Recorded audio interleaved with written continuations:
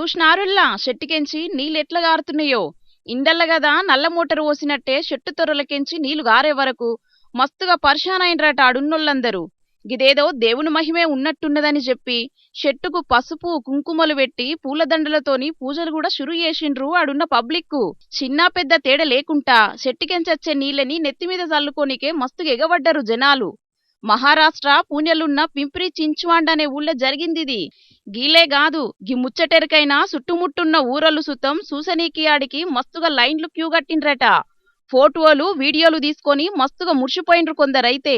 ఇంకో 4 ఒద్దులు గిట్లనే జనాలొచ్చుతుంటే గీడో గుడి సుతం గడుదురు కావచ్చు. కానీ ఆడున్న మున్సిపాలిటీలు చెప్పిన ముచ్చటిన్నంక అల్ల మైండ్ అంతా బ్లాక్ అయిందనుకో రాదుండ్రి. గిదంతా దేవుని లీల గాదు ఏం గాదు. చెట్టు కిందున్న నీళ్ల పైపు లైన్ వలిగిపోయే వరకు నీళ్లే చెట్టుకెంచి గారుతున్నాయి.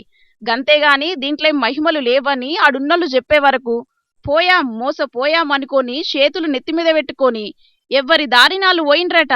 కాని చూసిండ్రు గదా పబ్లిక్కు దునియాల జనాలు ఎట్ల మోపైండ్రో.